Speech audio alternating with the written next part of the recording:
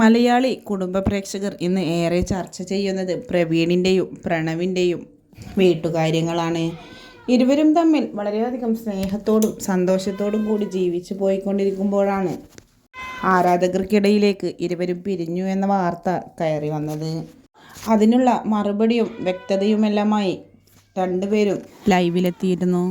പിന്നീട് ആ വീഡിയോസ് ഇരുവരും ഡിലീറ്റ് ചെയ്യുകയും ചെയ്തു.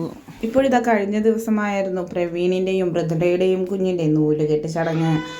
അതോടൊപ്പം തന്നെ പേരിടൽ ചടങ്ങും ഉണ്ടായിരുന്നു. അതിന് പ്രണവ് വരാതെ അച്ഛനും അമ്മയും മാത്രമാണ് എത്തിയത്.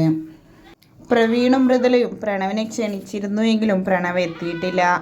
അതിനുള്ള കാരണങ്ങൾ ചോദിച്ചുകൊണ്ട് നിരവധി പേരാണ് കമൻറ്റുകളിലെത്തുന്നത്.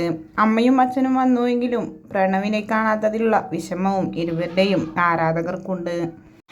അതിനെക്കുറിച്ച് ഇപ്പോൾ വൈറലായി മാറിക്കൊണ്ടിരിക്കുന്നത് പ്രണവ് വരാത്തതിന് പിന്നിൽ ഒരു കാരണമുണ്ട് എന്ന് തന്നെയാണ്. ഇരുവരും തമ്മിലുള്ള പിണക്കം കഴിഞ്ഞിട്ടില്ല എന്നും ഇരുവരും തമ്മിൽ അത്രയും അധികം തെറ്റിദ്ധാരണകൾ നിലനിന്നിരുന്നത് കൊണ്ട് തന്നെ പ്രണവിന് പ്രവീണിൻ്റെ മുന്നിൽ വരാൻ ധൈര്യമില്ല എന്നും ആരാധകർ വ്യക്തമാക്കി. ഇതിന് പിന്നിലുള്ള സത്യാവസ്ഥ എന്താണെന്ന് കണ്ടു തന്നെ അറിയണം.